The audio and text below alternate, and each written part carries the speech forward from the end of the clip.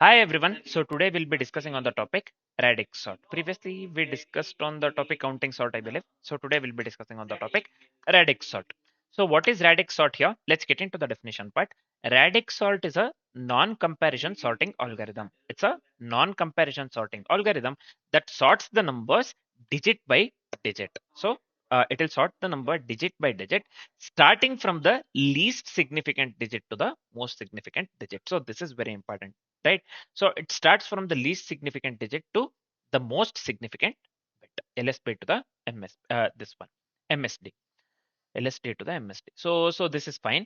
It uses a stable subsorting technique, nothing but usually counting sort at each digit place. So this is the reason uh, we have to know the counting sort. That's the reason I mentioned previously. We had discussed on the counting sort, right? See, it uses the stable sub sorting technique, nothing but usually counting sort at each digit place. We already have the idea on the counting sort, so this will not be difficult. Yep. So let's move on with the algorithm explanation part. First, what we have to do, we have to find the maximum number to know how many digits places exist. First, we will be finding the maximum number just to know how many digit places exist. Then for each digit place, we will be placing 1, 10, 100 like this, right? So we'll be doing in this way. Then we'll group the numbers based on the current digit. For that, we will be going with the this one counting sort, and we will rebuild the array using the stable counting sort. These two things. We'll group numbers based on the current digit. We'll rebuild the array using the stable counting sort. Again, we'll be making use of the counting sort. We already have the idea on the counting sort. Yep. So finally, we'll repeat until all the digit places are processed. Yep. So this is it for the algorithm explanation. If you didn't get everything, it's fine. We'll be articulating the same thing in the form of code. You'll understand this one at the end of the video. I assure that. Yep.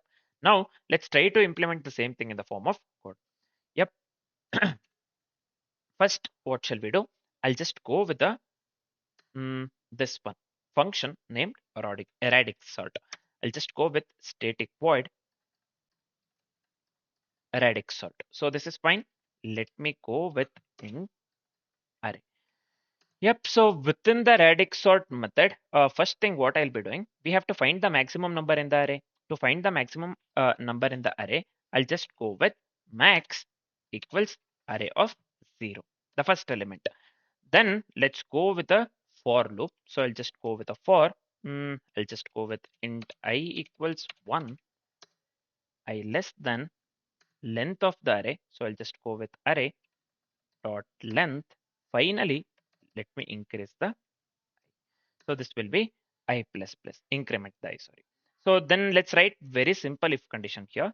Suppose if array of I, if it is greater than the max, then this is nothing but we are updating the value. Then we have to update the value. I'll just give max is equal to array of I. Yep. So this is it. Uh, we are finding the maximum number in the array. So after finding the maximum number in the array, what we have to do accordingly with the algorithm, we have to apply the counting sort for every digit place. These two things, group the numbers based on the current digit. Mm, So these three things actually, for each digit place, this one, group numbers based on the current digit and rebuild the array using stable counting sort, right? The second step, what we'll be doing, we will apply the counting sort for every digit place. So I'll just go with a for loop. So let me go with exp here, that is equal to 1 max by exp. If it is greater than 0, I'll just go with exponent equals exponent into 10. Exp equals exp into 10. So this is fine. So within the for loop, what I'll be doing, so we'll be making use of the counting sort, right? So for the counting sort, what I'll do, I'll just go with the helper method counting sort. Yep. So and later we can come back here within the main method. Sorry, within the that itself within the Radix sort method, and we can just make use of the counting sort. Yep. So let me go with static void. I'll just go with counting sort here. Counting sort. Let me go with int array. Yep. Int exp. Yep. So this is fine. first we'll be making use of the length of the array everywhere. So I'll just assign this one to the n variable. And so I'll just go with array dot length. So the next part, let's go with the output array to store the, what do we call, sorted values. So I'll just go with int. So let me go with output equals new int of n, right? So this is fine. Next, let's go with a count array for the digits 0 to 9. So next I'll just go with count. So I'll just go with new int of 10. Yep, so this is fine. Next, what we are going to do, let's go with the count occurrences of the digits. So let's go with a for loop here. We'll just go with for int I equals 0, I less than n. So let me increment the I. Yep. So let's go with digit that is equivalent to what it's equivalent to. So I'll just go with the array of I. Sorry, what did I give here? Array of I by exp, right? Modulo 10. Yep. So this is fine. Then we have to increment the digit. Yep. For that, I'll just write here count of digit plus plus.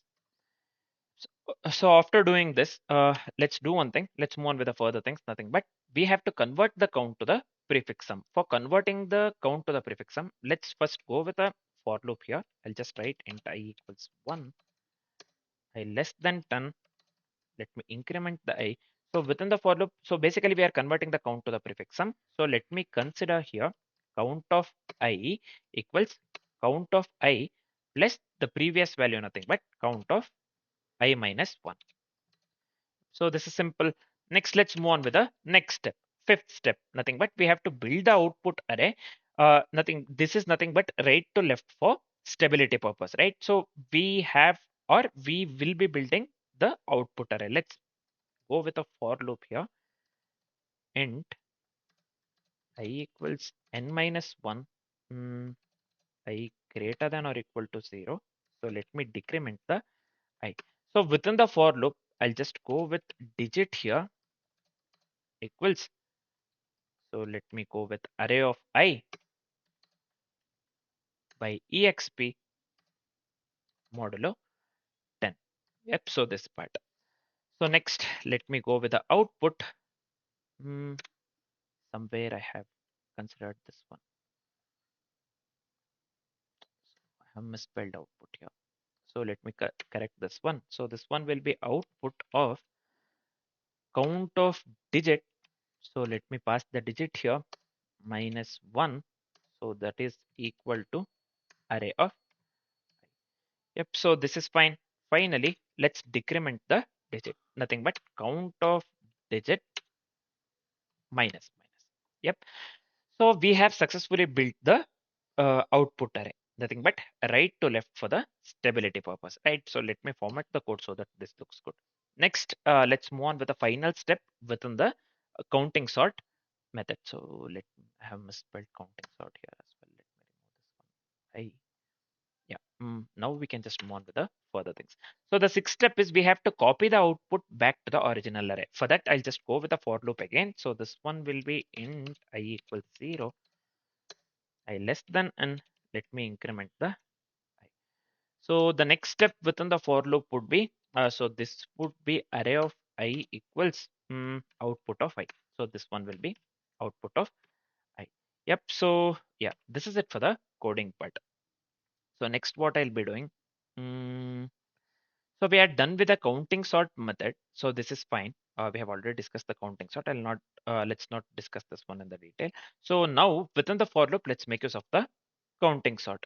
So counting sort, we are applying the counting sort for every digit place. So now I'll just call the counting sort here, counting sort method, and let me pass the two parameters that we have considered, nothing but array as well as exp. Right. So this is fine. We are done with the algorithm. So this is it for the algo. Yep. So we have went with the Radix sort method here, and we are going with the counting sort. So we have considered the helper method, nothing but the counting sort, and later we have made use of the counting sort here within the Radix sort method. So now we are done with this part. next let's do one thing. Let's move on with the main method. Yeah. So yep, what shall we do? Let's consider a simple example. So we are done with the algorithm part. Just for the demonstration purpose, I'll be going with a simple example. So I'll just go with some random numbers here. So let me consider some unsorted random numbers. I'll just go with a 170, 45. Let me go with 75. Also, let me go with 90. Let me go with 802. Why hyphen here? Yeah, 802. Let me go with some random number 24. Some smaller number 2. Finally, let me go with 66. Yeah, so this is fine. Now I'll just call the radix sort here and let me pass the array. So ARR is the variable that we have considered above. So this is fine. Now let's go. I'll just go with a very simple for loop. Int x of array individual numbers we are considering within the array, and we have to print right the sorted one, the sorted array. So I'll just go with the out dot print. I'll not be going with the println as we are printing the as we'll be printing the numbers in the same line. Yep. So I'll just go with x plus we need space between the numbers, two numbers. So I'll just go with a space here. So next we are left with only one thing, nothing but I'll just go with out dot flush. Yep. So this is it for the coding part. This is it for the coding part. Yep. So we are done with the coding part.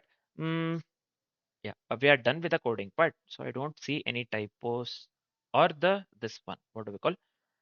I don't see any typos or the mm, or any errors here. So let's do one thing.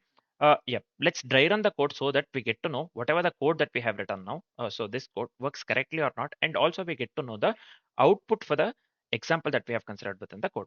And later we can come back here and run the code that we have written. First, let's dry run the code. Yep, let's dry run the code. So now let's move on with the dry run part. So we'll be going with the same example that we have considered within the code, right? 170, 45, 75, 90, 802, 24, 2, as well as 66.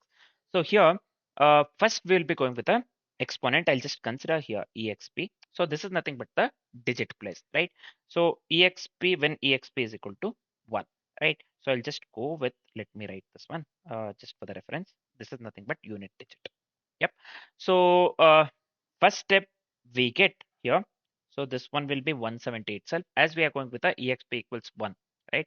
So this will be 90 here. So this becomes 802. Yep, 802. Then we have 2 and we will be going with a 24, 45, 75 as well as finally 66. Yep, finally we have 66. So this is when exp equals 1. Next, we will be going with when exp equals 10. According to the code that we have written, we have went with a counting sort, right? So this will be, this is unit digit because we have exp equals 1. We will be going with a tens digit this time. Yeah, I'll just write here tens digit. Exp equals 10. Right, so first we get 102 here. This is fine. Sorry, not 102, 802. Man. 802. Next, we get 224 followed by 45, then 66, 170, 75, as well as finally 90. Yep. So this is when exp equals 10. We are just considering the tens digit. Next, let's go with 100. First, we have went with a ones, next 10, then we'll be going with 100. So I'll just go with exp equals 100 here. So let me give here hundreds digit. Yep. So let me go with hundreds digit. Yep. So this is fine, I believe. So now we'll be going with the elements 2. Let me go with 24. Let me go with 45.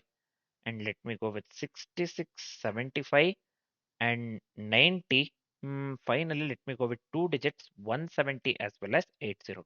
Yeah. So these are the digits that we are going with or will be going with. So this is when exp equals 100, right? So this you can clearly see here when exp equals 100, when we have went with a hundreds digit. So this is completely sorted. 2, 24, 45, 66, 75, 90, 170, and 802. So this is sorted in the ascending order, right? So we have obtained here fully sorted array. We have obtained fully sorted array. So this is going to be the output actually we have to get. This is going to be the output that we have to get, whatever I have mentioned within the flower bracket actually. Yep, accordingly with the code that we have written. Now, I hope this is clear. So we have discussed the algorithmic part. We have written the code. We have dry run the code accordingly with the example that we have considered within the code. Yep. So we are left with only two things. We have to run the code that we have written, and if everything goes well and if we get the desired output, then we have to um, discuss the complexities for the code that we have written. First, let's run the code that we have written. Let's do that. So I've come to the coding part here. So let's do one thing. I'll just run the code. Let's run the code that we have written. So let me run.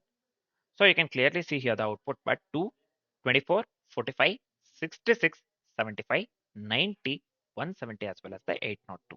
So which is the ascending order. So this is completely sorted array. So this is equivalent to the output that we had got during the dry run. So we have got the desired output here. So we are left with only one thing, nothing but discussing the complexities for the code that we have written. Yep, let's do that quickly. One second. Yeah. So what will be the time complexity here? The time complexity would lead to, you would have already guessed this one. It would be big of d into n plus 10. So I'll just go with big of d first, nothing but the digit into n plus 10. We are going with a modulo 10, right? So this one will be because d into n plus 10. So where d is nothing but the number of digits. Yep. So what would be the space complexity here? Space complexity would just lead to big of n plus 10 because of the output array and digit count array. So big of n plus 10 is fine. So this d for the time complexity is nothing but we have to go with the number of, we have to consider, or it is completely based on the number of digits as well. So we have to go with d into n plus 10. Yeah, just remember this one. So the time complexity and the space complexity for the code that we have written would lead to because d into n plus 10 and because n plus 10 respectively. So this is it for the time complexity as well as the space complexity part. We are done with the complexities part and we are done with the radix sort algorithm as well, right? So we are left with only one algorithm within the what do we call searching as well as the sorting playlist. What's that algorithm? Nothing but inversion count. Yep, we are left with only inversion count algorithm. Next we'll be discussing on the same. For now, this is it. Thanks for watching, guys.